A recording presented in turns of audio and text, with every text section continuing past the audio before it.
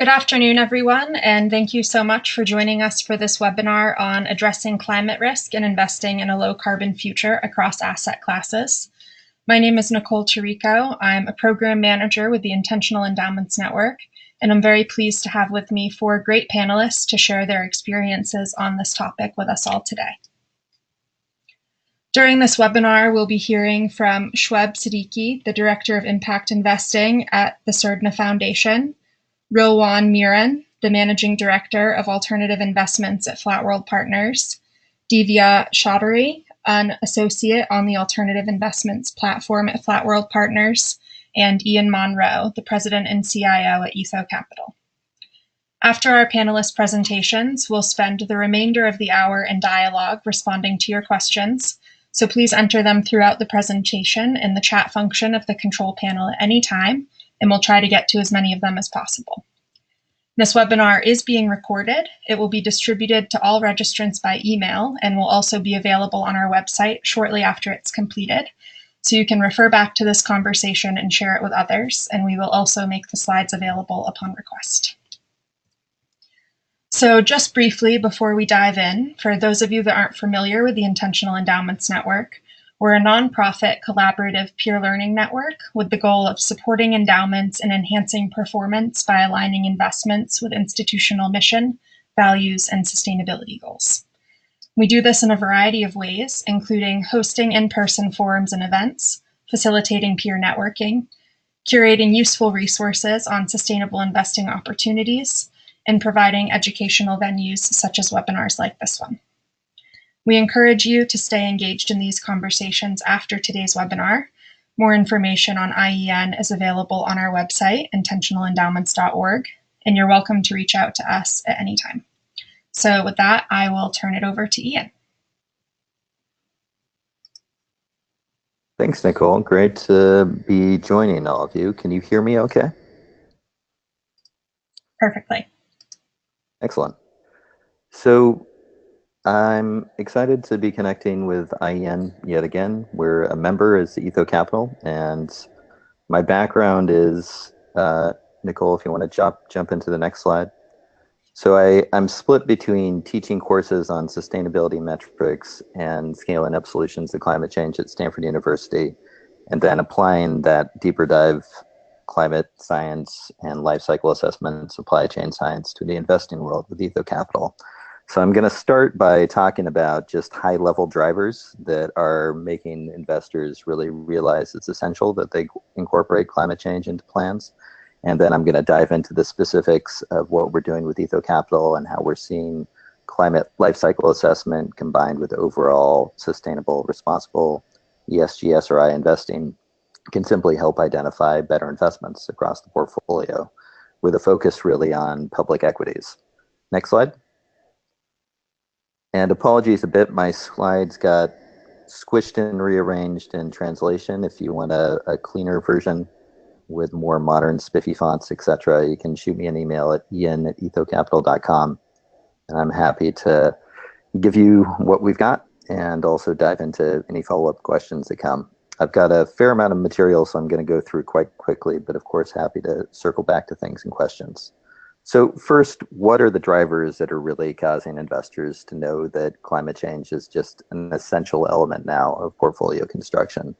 The first major driver is simply the urgency of climate change, as well as the inequity of impacts, where those that are most responsible for the pollution causing the problem generally are wealthy. Those that are feeling the biggest, most urgent impacts generally are poor, although we're feeling impacts really everywhere. Next slide. And this is a report that just came out from the UN IPCC showing, among other things, what it takes to get to climate change that is held to just 1.5 degrees Celsius, which is the stretch goal for the Paris Agreement, and how climate impacts intersect with the UN Sustainable Development Goals.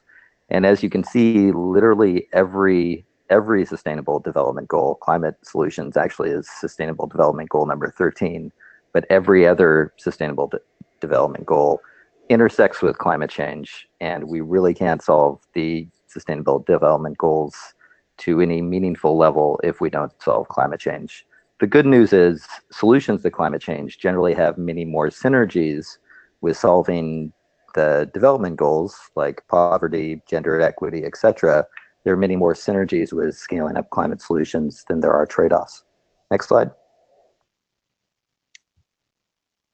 And so this UN IPCC 1.5 degree report, which many of you probably saw reporting in the news just a couple weeks ago when it came out, is pretty sobering. It basically says we are not anywhere close to where we need to be to hold climate change to just 1.5 degrees Celsius warming.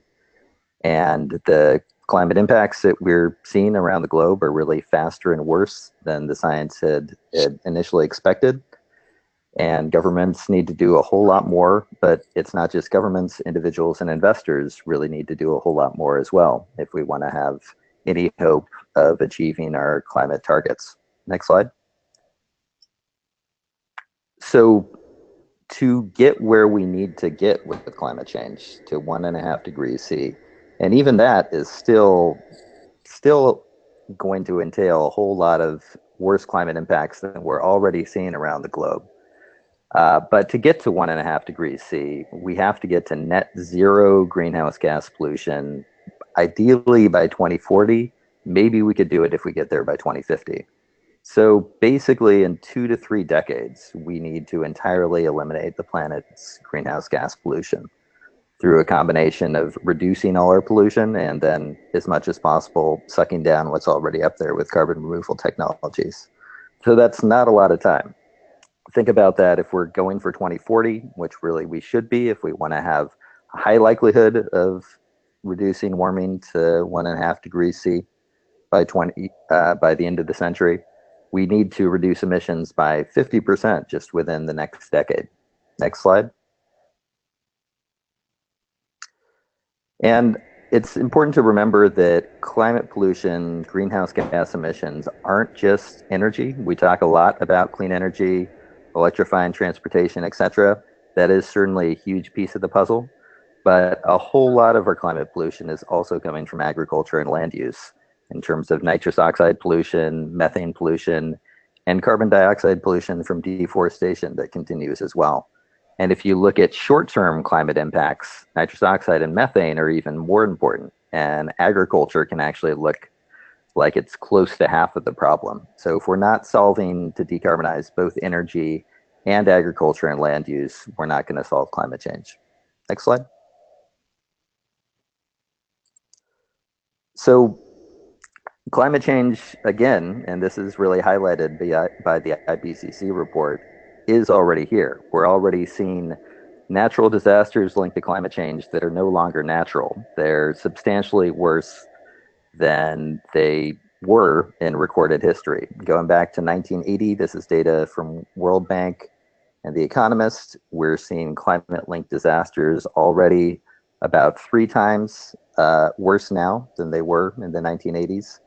And so we're asking the question, how much worse are they going to be by the end of the century if we continue down our climate path? Even at 1.5 degrees warming, we're currently at about 1 degree Celsius of warming. These impacts are going to look substantially worse. And of course, there is an inequity issue where we're seeing bigger impacts in the developing world, but we're really seeing a ramp up in climate disasters all over the place. And these disasters are not just impacting people and lives and livelihoods, but they're also impacting economies and supply chains, and ultimately what relates to investor returns in a really fundamental way. Next slide. Unfortunately, I've been in the middle of one of these climate disasters. I grew up on a small farm north of San Francisco in Mendocino County, and we were totally devastated by one of the wildfires in California. It was 24 fires now that we've had in the last couple of years that have burned over 1 million acres, killed over 70 people, destroyed over 10,000 homes. And this is just in the last couple of years. And this is just here in California. We've, of course, seen record wildfires all over the world in just the last couple of years, from Canada and the Arctic Circle down to Australia. Next slide. So the urgency of climate solution scale up is pretty obvious for anybody who's paying any attention at this point. That also links to the second driver that's making investors really pay attention, which is just the financial and technology risks associated with continuing business as usual, as well as the opportunities that are out there as we transition to decarbonizing our economy.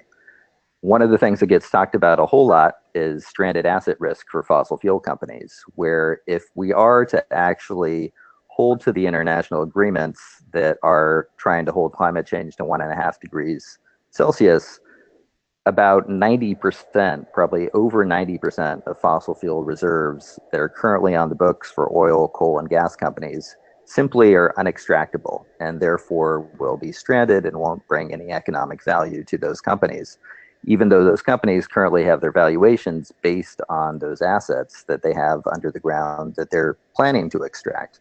And they're continuing to put billions of dollars, hundreds of billions of dollars every year into finding new reserves, which of course will also be unextractable and stuck under the ground as unburnable stranded assets. Next slide. On the positive side, we've seen dramatic decreases in the price of batteries, of renewable energy, both wind and solar, and overall electric vehicle infrastructure, electrification of transportation infrastructure, to the point that many analysts, just looking at the economics, and I talk about this with my students at Stanford a lot, are really foreseeing the end of the oil era a whole lot faster than climate policy is driving it, simply because of changing economics. They're making it look like an electric vehicle powered by 100% renewable energy is just going to be the best, cheapest option. And when you combine renewable energy on your home with backup batteries that allow you to produce power when the sun isn't shining or the wind isn't blowing, it also is very quickly looking like the best, cheapest option rather than using conventional fossil fuels. Next slide. So you have Bloomberg and a number of other analysts just looking at the cost curves for batteries, renewables, electric vehicles, and projecting that within the next decade, probably within the next 5 years, we'll get to the point where an electric vehicle powered by 100% renewable energy is simply the best, cheapest option for every new car buyer. And that should cause the price of oil to go into a death spiral that it's not going to pull out of, simply because of demand decreases. And we've seen a similar thing already happen for coal, with cheap natural gas and cheap renewables replacing coal-fired electricity is now the cheapest way to produce new power. Bloomberg and a number of other analysts are projecting that we're going to get to the point where we have a 2% supply-demand imbalance, which is all it took to crash the price of oil around $20 a barrel a couple of years ago. We'll get to that point now with decreased demand from a combination of vehicle efficiency and electrification sometime within the next 5 years. And when you combine that with the fact that many governments now are actually fully banning internal combustion vehicles, announcing bans coming online as soon as 2030, you have countries like China, India, the UK, France, Norway, potentially soon states like California, and combine that also with increased vehicle efficiency standards, and it really doesn't make it look like the oil industry has much of a future from an investor standpoint, even if you take away the moral imperative to solve climate change. Next slide. So this is why there are now things like the investor agenda, which maybe many of you on the line have signed on to. It now has over 32 trillion in assets under management, from about 400 institutional investors signed on saying that climate change will be incorporated into their portfolios, and they'll also be engaging at a policy level. Next slide. And this is why you're also seeing the fossil fuel divestment movement, just recognizing that all the fossil fuel companies that are out there still don't have any compelling, realistic business plan to transition away from selling fossil fuels.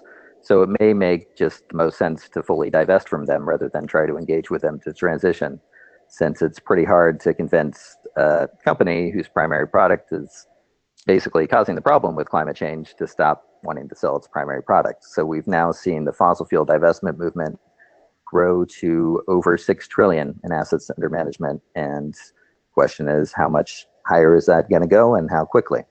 Next slide. I will say quickly, it's important if you are considering divesting from fossil fuels or investing in public equity funds that are at least lower carbon, that you really look at the full fund holdings, because we're getting into a point where there are a wide range of funds that are out there claiming to have some degree of climate benefits, but when you actually look at what's in the fund holdings, they often don't really fully align with taking out all companies you would consider as fossil fuel companies, and often also don't align with other ESG or SRI goals. You may have a low carbon branded fund that still has tobacco, weapons, etc. in there. So it's important to really dive in and make sure what you're investing in is fully in alignment with what you want to invest in. Next slide. So I'm going to talk now, shifting gears from the high level stuff I do at Stanford to what we're doing with Etho Capital about investing beyond fossil free into climate efficiency leaders in all segments of the economy. Next slide. And that's what we're doing with Etho Capital, is really a deeper dive into finding who are the climate leaders who are effectively decarbonizing their supply chains. And through doing that, we think we're actually just investing in companies that are more innovative, more forward-looking, and ultimately better positioned to generate financial performance moving forward. And we're a certified B Corp, and the link we've seen between financial performance and decarbonized supply chains helped us earn an award for being one of the most innovative companies in the world from Fast Company. Next slide. So when you look at climate investing right now, and in general, ESG, SRI data 1.0, there are a few problems. As probably you all know, a lot of it is just based on voluntary CSR reporting. So you have companies putting out glossy CSR reports saying nice things that often miss really material things that actually are serious issues, because it's just the marketing department that's putting out these CSR reports. You also typically only have larger companies that are putting out the nice glossy CSR reports. So the ESG ratings that are out there that are more conventionally used often are tilted towards just large cap companies that have the staff to do the reporting. You may have irrelevant and immaterial information in those reports, or just straight up error and fraud because there isn't a lot of third party verification. And importantly, this is talked about a lot less, but even the companies that are putting out really detailed, accurate reports often don't talk about what's going on with their supply chain. And if you want to get into climate impacts, all the impacts that are embodied in a company's supply chain, the water, the metals, the chemicals, other raw materials they're using for semi-finished products, all the impacts embodied in producing those products that go into a company's supply chain often are by far the biggest impacts, and they're entirely left out of conventional CSR reporting and ESG ratings. For example, for a food products company, it's really all the production of the agricultural products that has the climate impact, and those are generally missing from the calculations for the climate footprint of the food products company. It's typically over 82% that's missing for a typical food products company. So this, what's called scope 3 supply chain climate impacts, are really essential if you want an accurate picture of what's really going on with the climate impacts as well as climate risk exposure for a company. Next slide. And our core thesis with Etho Capital is when you do this deeper dive into getting better sustainability and efficiency data, incorporating the supply chain, you just ultimately are identifying better run, more efficient companies that have better prospects for financial performance moving forward. Next slide. And so that's what we do that makes us pretty unique in the space. Is for about 7,000 of the most commonly traded public companies in the world, we take a deeper dive calculating supply chain impacts beyond what these companies report. And we're able to do that with data sets that calculate that from mandatory financial disclosures and apply what's called life cycle assessment, input-output analysis. And through doing this, we think we're getting a more accurate picture of what companies actually are doing, not just what they're reporting. And we also have a variety of sustainability and climate experts that provide feedback into the process beyond our own team's analysis. Next slide. And the cool thing is we've seen that our thesis seems to really hold up, that when you look at the most climate efficient companies in literally every industry we've looked at, whether it's different types of consumer products, healthcare, aviation, airlines, utilities, tech companies, etc., the climate efficiency leaders, those companies that have less climate pollution, including their supply chain impacts per dollar invested, those companies tend to have lower risk and a higher return relative to the industry average. And there's a lot more data that you can play with if you want to on that website that I stuck there, ethocapital.com, go in depth. So we really do seem to see this strong relationship between better climate efficiency, better, more forward thinking managed companies, and ultimately better investment performance. Next slide. So our process with Etho Capital is taking this deeper dive, finding the climate efficiency leaders in each industry, starting with about 7,000 companies, then narrowing that down to a few hundred companies that are candidates for our climate leadership indexes and funds. We do take out more typical ESG, SRI exclusionary screened companies. So we'll take out tobacco, weapons, all fossil fuel companies, do screening for animal cruelty, private prisons, gender and diversity, inclusion, etc. And then we get voices from sustainability experts in various issue areas to do a final pass and help give us additional feedback before we create our final indexes and funds. Next slide. And most importantly, it seems to work quite well on the financial performance side. So our flagship Etho ETF, based on our flagship Etho Climate Leadership Index, has been going almost 3 years now. And through the end of last quarter, we're up over 50%, more than 10% ahead of S&P 500. Next slide. And this is just comparative performance versus S&P 500 and a lot of other climate or ESG funds in the space. You can see the fund has done very well. Next slide. And importantly, we're doing this with still really broad diversification. The Etho ETF and the underlying Etho Climate Leadership Index is close to 300 companies that are climate efficiency, overall sustainability leaders, where we do take out identified bad actor companies and industries, but really what it's about is this deeper dive into climate impacts and climate risk, which we think ultimately, as mentioned, is just identifying better run, more efficient companies. Next slide. We did about 10 years of backtesting before launching the strategy, showing systemic outperformance relative to S&P 500. That's Etho as it would have been constructed going back to 2005 versus S&P 500, and it looks pretty similar versus Russell 2000. Next slide. And of course, make the SEC happy and say past performance cannot guarantee future results.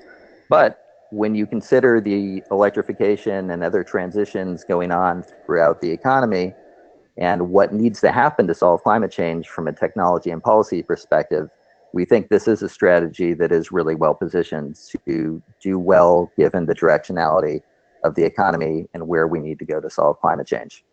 And that's not just with electric vehicles, but that's really about supply chain efficiency all throughout the economy for every type of company, and how that helps companies de-risk, basically. Companies that do more with less, that are more efficient in their operations, are less at risk for supply chain disruptions coming from climate disruptions, as well as carbon pricing.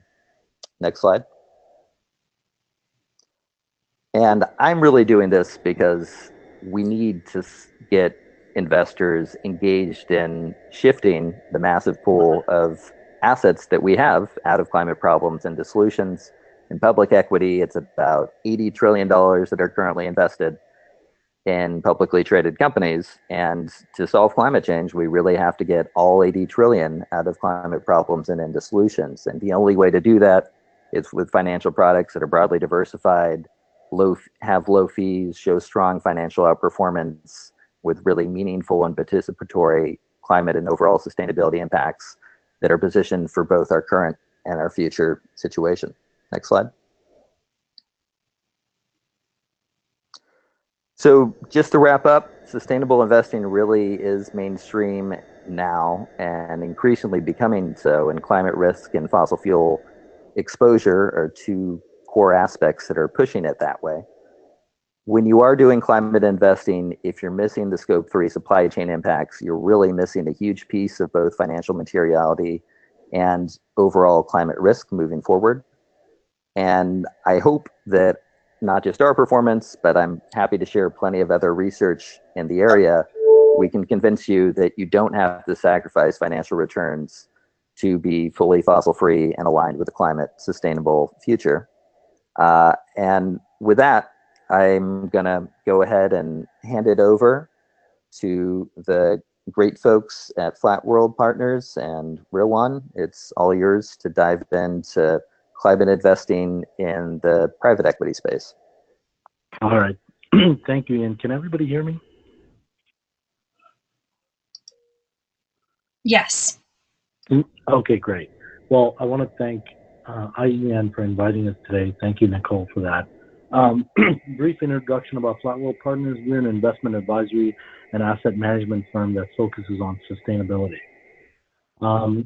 So, we believe there's an attractive opportunity to invest in renewable energy today, and this is spurred by the increasing global demand for clean energy and the increasingly compelling economic case for renewable energy production and investment. As alluded to earlier, a report recently released in October of 2018, the UN Intergovernmental Panel on Climate Change warned that significant measures need to be taken by every country in the world, and that a significant amount of change needs to happen to make sure that we reduce our carbon emissions. And what does that really even mean? For example, a single mid-sized solar watt project could avoid 30,000 tons of carbon emissions compared to the cleanest fossil fuel-based power plant. And that's the equivalent of removing 6,400 cars from the road, which is very substantial. So you can see the great economic impact, both economically and on the environment, that renewable energy can have. Today, we're operating in a very favorable regulatory environment. There's a great deal of technological innovations that's happening all over the world, and increased operational expertise that have made renewable energy projects cheaper than energy from traditional fossil fuels for both consumers and end users in many parts of the world. From our position as an institutional investment focused on sustainability, one of the things we do is we meet numerous investment managers around the world that are interested in investing in the clean energy space, ranging from public strategies to project finance funds and venture capital funds focused on clean tech. And, through our research, we've concluded that renewable energy project finance represents the most attractive risk-return profile, as well as offering a highly compelling impact proposition. Over the past several years, several of the world's largest governments have committed to radical overhauls to their clean energy output standards, from the US to the UN to China and India. Recently, Bloomberg released a report that, I think Ian mentioned it, by 2050, renewable energy will supply 50% of the world's electricity, and predicting that 87% of the power needs of Europe and 55% of Europe will come from renewables. And what does that really even mean? A shift away from the traditional sources is expected to have significant reductions in cost and cheaper batteries, enabling power storage and distribution of renewable energy. Gas consumption globally is expected to grow at a flat rate.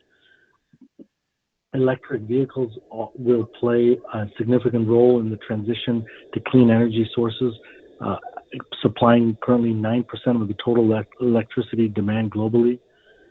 Solar is already is at least as cheap as coal in places like Germany, Australia, the US, Spain, and Italy, which is very significant. As well as recently, Bloomberg estimated that the levelized cost of energy from solar is expected to fall by 71% by the year 2050 as new installations continue to proliferate across the world. Wind power is getting cheaper as well. Project costs are expected to drop by 58% by 2050 as large, more efficient turbines are expected to reduce the price of both onshore and offshore wind. As well as many of you have seen, battery storage capacities have really increased their involvement in their use with solar and wind, as well as integrating with local microgrids as well as large utility grids. That's an overview. Next slide, please. So I'm going to dive into what does this mean with, we've selected 4 geographies that I'll go into detail.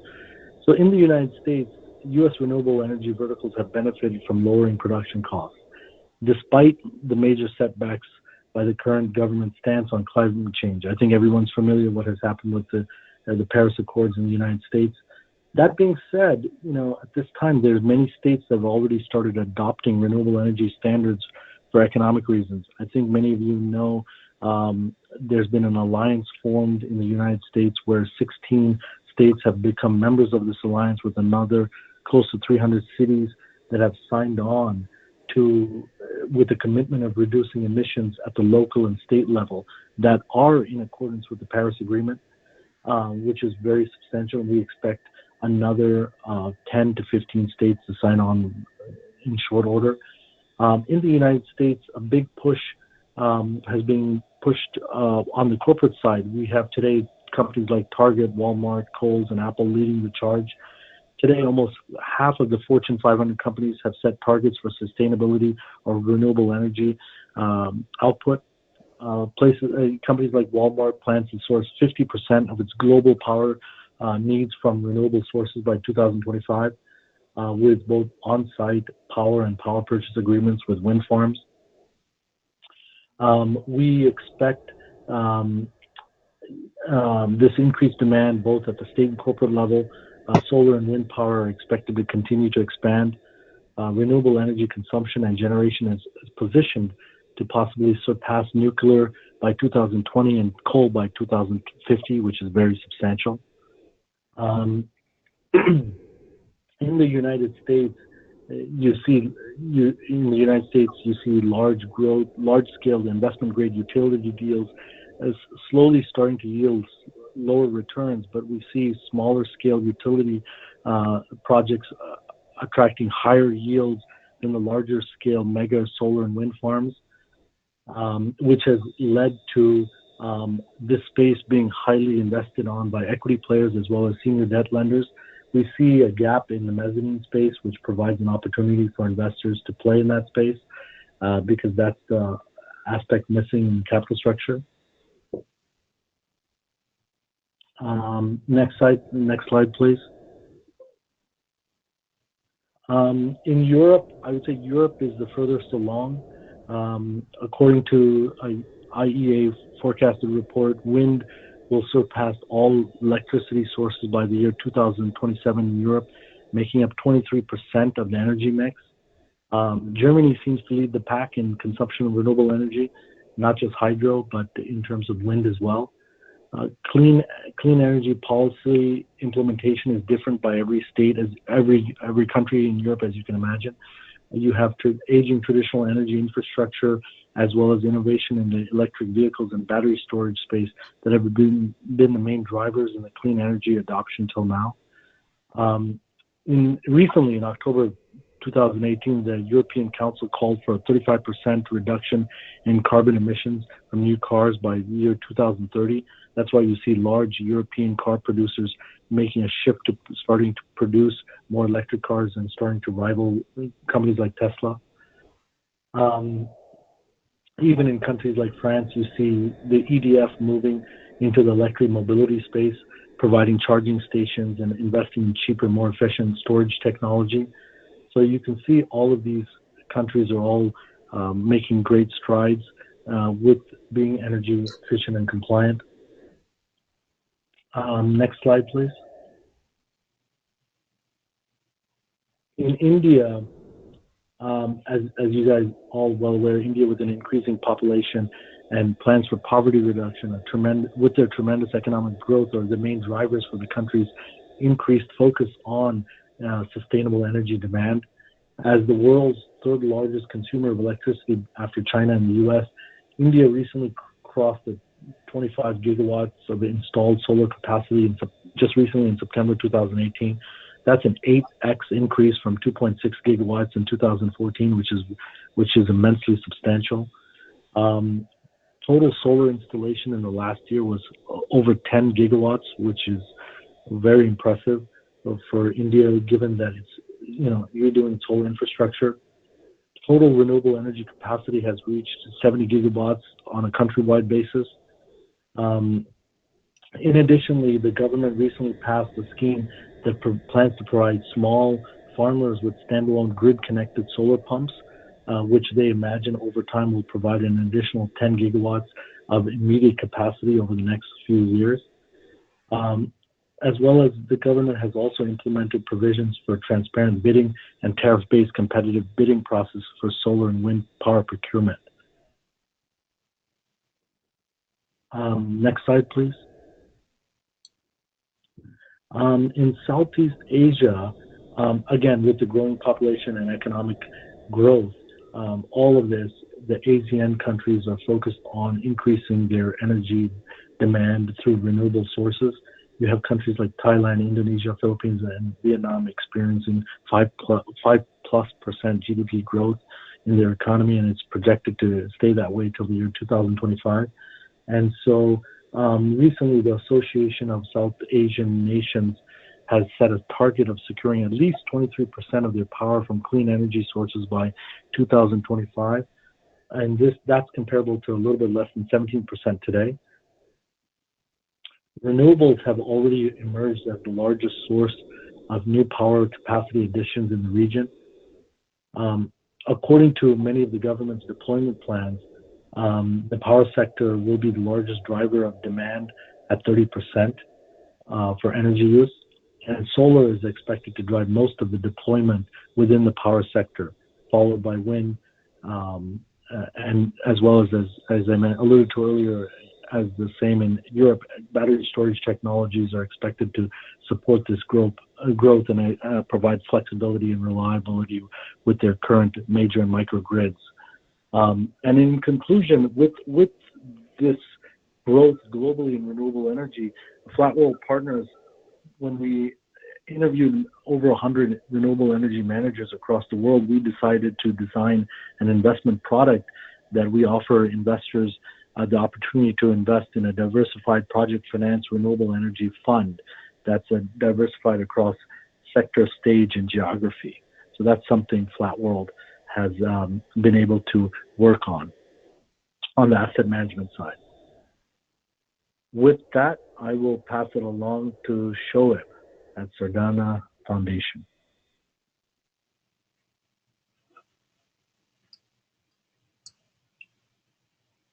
Great. Thank you, Juan, and thank you everyone for joining, and thank you for inviting me.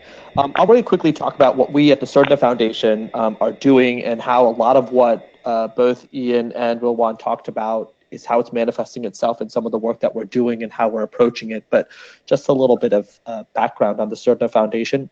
We're a 100-year-old institution focused on building healthy and thriving communities in the United States. And we have 3 programs that specifically focus on that, which is inclusive economies, sustainable environments, and finally, a thriving culture. So those are the 3 grant-making programs that we have. And then in 2017, the board announced and agreed to allocate $100 million of our $1 billion endowment to focus on impact investing.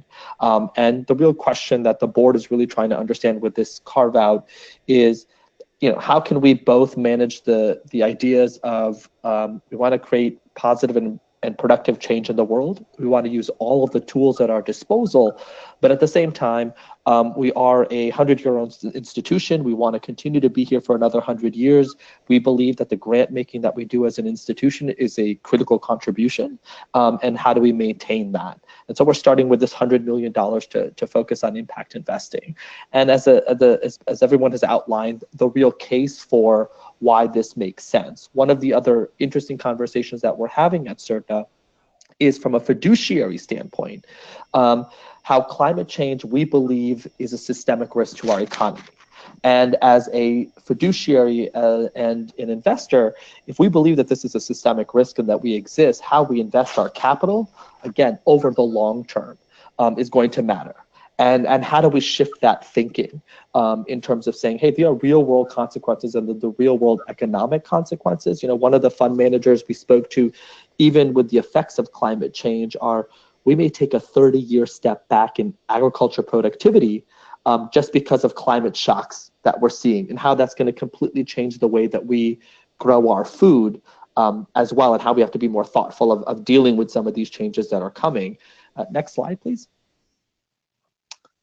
And so really, again, the three programs that we call it MRI, or mission-related investing. And as we think about both how we invest that capital, one of the things that we like to articulate is when we make an investment, we want the risk-reward paradigm to hold true for the investment that we're making. As a result, if we invest in a venture fund, we understand venture fund risks, but we also want the return potential that exists. But if we were to invest in a debt fund, we expect it to be lower risk, but we also expect to be more, lower return relative to say a venture capital fund.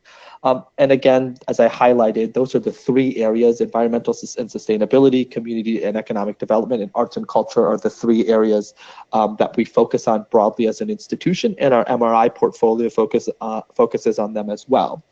But we also believe that all three of those are interlinked. And specifically when you look at environmental and sustainability, as everyone alluded to, new car companies, new technology, new ways of implementing energy infrastructure is also going to create new jobs.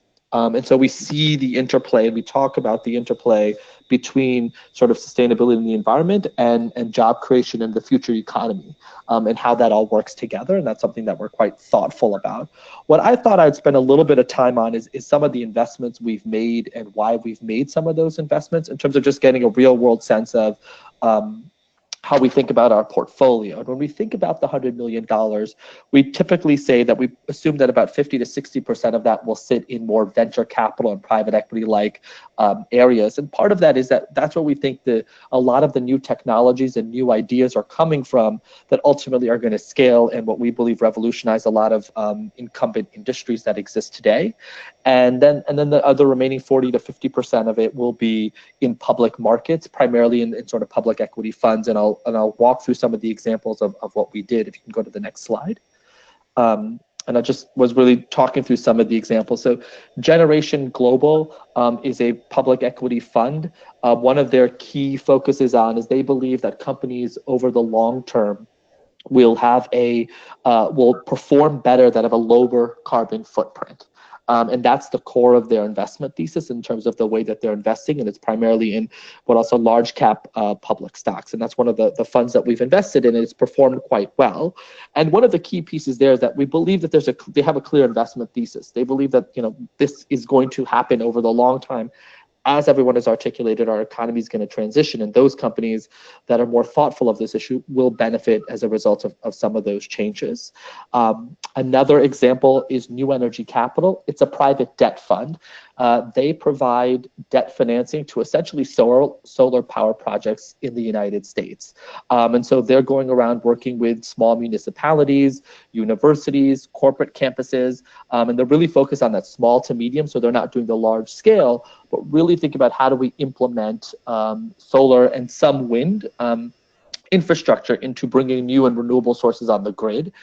As a result, its performance has been quite well. We invested in their first fund, and it's been, I think, 4 years into the performance of the first fund, and it's actually, from a benchmark perspective, relative to its peers, they've done quite well as just a pure debt fund. So even if we take out the renewable aspect of it, but just as a private debt fund, they're a top quartile performer relative to all the other private debt funds out there, and they raised their second fund, and as a result of even both the impact but also the performance, this was a clear no-brainer in terms of performance. Another more traditional sort of impact fund is DBL. It's double bottom line. Again, one of the things that they've invested in are things like Tesla is one of their sort of claim to fame. And again, they think about renewable, but a venture capital fund really focusing on the early stage. Another one is a similar fund. It's called Material Impact. it's another early stage venture fund investing in, Series A and pre-Series A funds. An example of a company that they've invested in is, they found a company that is using solar panels and moisture in the air and then essentially turning it into drinkable water. This has been great in the immediate effects of some natural disasters. For example, in Puerto Rico, the company has rolled out some of their product and worked with a lot of the agencies that are in Puerto Rico. But also, we believe that over the long term, this could really change the way we think about water infrastructure, how we get clean drinking water to communities and households, and not necessarily having to build huge dams and processing plants, which have their own sort of environmental impacts, as an example. Again, SJF is similar in the vein of DBL and material impact. Another interesting one is a fund called G2VP, and they are a growth stage venture capital fund. So it's a little bit later stage than the other three that I mentioned. And what we think is exciting about this is they're really targeting, their resource efficiency. And to us, and what they're really looking at is they're like agriculture, industrials, manufacturing, looking at some of these large scale 100-year-old industries that have been around and haven't seen a significant amount of technology innovation that can help them become just more efficient in the way that they operate. And that's the type of companies that they're investing in. They've invested in companies that are creating sort of electronic buses that run, and they have contracts with, LA, San Francisco, New York. So they're really selling into those, but they're also working with companies that are helping to improve manufacturing processes to become more efficient. They're also looking into the agriculture space of how do you use the combination of technology and big data to help farmers become more thoughtful of how they use fertilizer, seeds, when and how and what to plant based on what's happening around them. And then finally, Capricorn, again, is another early stage technology fund. And a lot of what they've invested in is part of it I refer to as moonshot ideas, but really rethinking energy and how we transmit it, how we transport it, how it's produced is a lot of the things that they're doing. And all of this is really, and I walk through these examples just to articulate how we're saying if we focus on some of these earlier stage pieces, we believe those companies both are going to be scalable, and there's a real desire for a lot of what I'd say public companies that are realizing both, as everybody articulated, the regulatory changes that are taking place by governments because everyone's realizing the health outcomes and impacts to the population of why sort of the move to renewable makes more sense, but also the move in terms of it actually is more cost efficient. You're producing a better product or creating more efficiencies for the business that ultimately drive to the bottom line. And that's why we've been focused really on sort of the venture and capital and private equity space. And that's how it's manifested in our portfolio to date. I think over the future, we're looking at a few other funds right now. One of them is a public equity fund that focuses on small to medium cap stocks. And what they do is they'll take a position, for example, in a small to medium sized company that's public, but really work with them to help improve on their environmental or social or governance factors. So really looking at the ESG.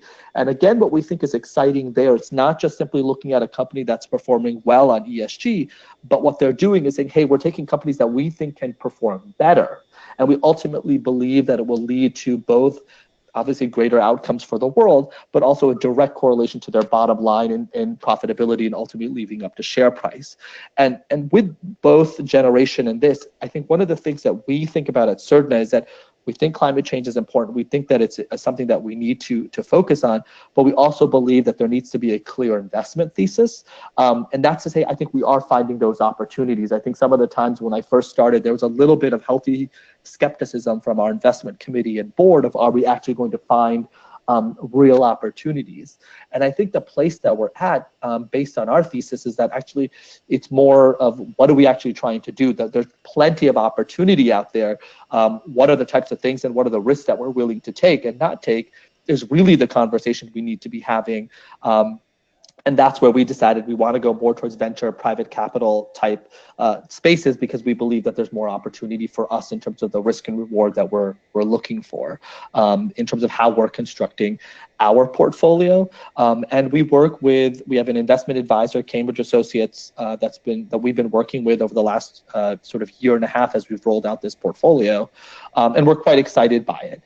We've invested about $25 million of the $100 million capital that we've outlaid, and we expect over the next 3 to 4 years to invest the remaining capital. And again, part of it is managing this idea of, while there's plenty of opportunities, we think about things like diversification risk.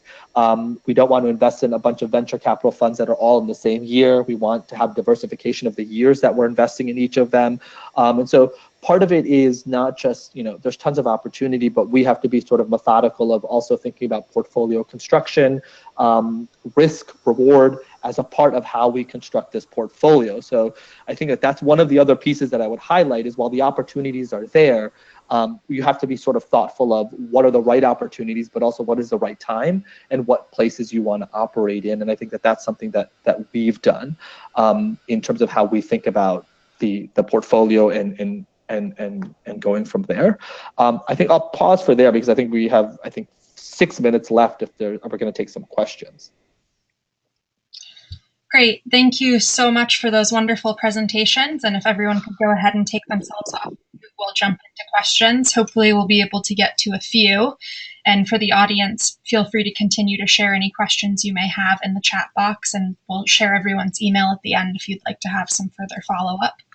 But to start us off, Shuaib, could you discuss a little bit further Surdna's approach to implementation, including the expected timeline you touched on and steps in that process, how discussions were approached with the board, and share your main lessons learned, including any major holdups or breakthroughs, main successes that could be applied to other institutional investors? Yeah, I think that the first and foremost is actually it's understanding where your investment committee or board is at, right? I think a lot of the times that everyone just says, oh my God, we need to be doing this. I think what we sat down with our respective governance people and said, what is your view on this? How do you think about this? What are your risks and challenges? And I think a lot of the times where I've seen some of our peers struggle a little bit is that if you don't understand and meet your institution where they're at, that's where the challenges start coming in, because then you know how to sort of make the case and the argument. And so, for example, why we talk about as a fiduciary, this is something we actually need to be thinking about, is because it's like, well, everyone's like, we're a 100-year-old institution. We believe the grant making we do is so important. I don't want to put that at risk. And it's like, well, if we don't do anything, we're putting the financial future of the institution and our grant making at risk, because there's a clear connection there. And that's what clicked for some of our investment committee members. I'll also say on the flip side, everyone who was ready to jump in and say, hey, we should just do this and it makes complete sense. I think there's a sense of managing and education that goes on at the flip side as well, of like, understanding what are the risks and challenges that we're taking on and why we're taking them on. I think that, that's where I also think it's important, where with our investment committee, when we do each deal, I'm very clear with them about the risks that we're taking and why we believe these risks are worth taking. So it's easy to say, hey, yes, we want to do renewable energy and it makes a lot of sense, but this specific opportunity in front of us, what are some of the challenges that we perceive? Whether it's, we have a new sort of a president and a administration that it doesn't have such a positive view towards renewable, we have to articulate and discuss that. It's to say that we think it's a mitigated risk because we think that energy is actually localized, and a lot of the more populous states are actually moving forward with a lot of these things. But, I want our investment committee and our board to really understand some of these challenges. And so I would just say meeting them where they're at, and then addressing both your supporters to understand what are the risks and challenges, and the ones that are sort of on the fence or struggling with it, really trying to understand where they come from and then addressing it specifically, because I do believe it makes sense. It's just the type of argument you have to understand where people are thinking about or how they're thinking about it. Great. And an open question here when looking at those risks and opportunities, what sort of diligent questions do you ask companies, or would you recommend asking companies or managers to determine how they integrate ESG and consider climate risk? And do any of you have thoughts on how to increase standardization and availability of ESG data in that realm that Ian touched on?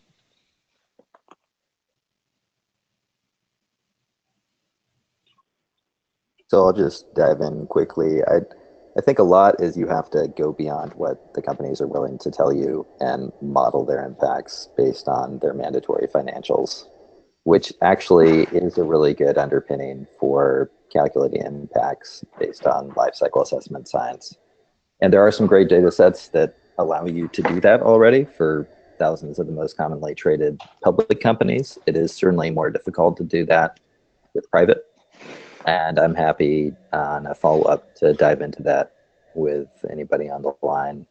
The cool thing is we really are seeing that now going back more than a decade, when you do that deeper dive for companies of all types, those companies that are doing more with less and decarbonizing their supply chain through efficiency, as all the other presenters have basically also said, those companies just already have systemic advantages that seem to relate to financial performance.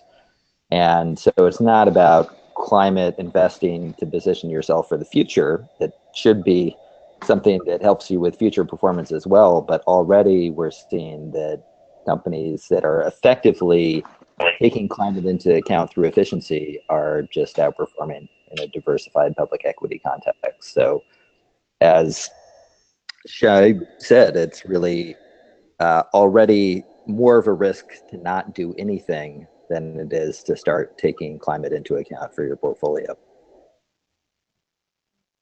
Yeah, just to, Nicole, just to add to that, the Renewable Energy Fund that Rilwan mentioned, we've looked at opportunities all over the world. And if you're interested in investing in real assets in Southeast Asia with an impact mandate, how do you really quantify that impact? So the way that we've approached this problem is to mandate the projects that we're investing in to not only report financial metrics, but also report impact metrics that we define in-house.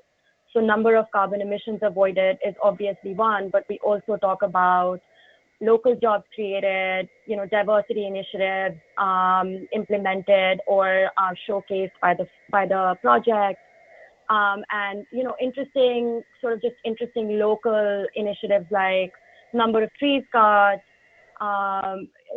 wherein the local project developers can sort of partner up with the funds and talk about what are the issues on the ground that need to be solved, and is there a way to quantify them, and if there isn't, what sort of qualitative data can we provide to investors to sort of validate that impact thesis versus then making it sort of just a qualitative approach, which was the traditional impact investing approach. Great. And just one last question here. For institutional investors that are interested in addressing climate risk and investing in a low carbon future, what do you each commonly see as a first step taken, and or could you each recommend any resources in closing for the audience to follow up on?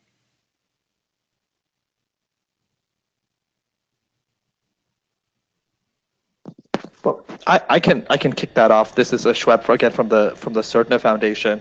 I think from a resource perspective, one of the things that we published a report that's actually on our website and we can circulate it is we articulated our journey to get to even just approving the $100 million that we're focused on executing on right now. And I think that just it takes through our journey of what were some of the things that we did, the consultants we work with, and why that all made sense for us as a resource of how to just get started or what that journey looks like in terms of thinking about your own respective organizations and institutions. So that's what I would say.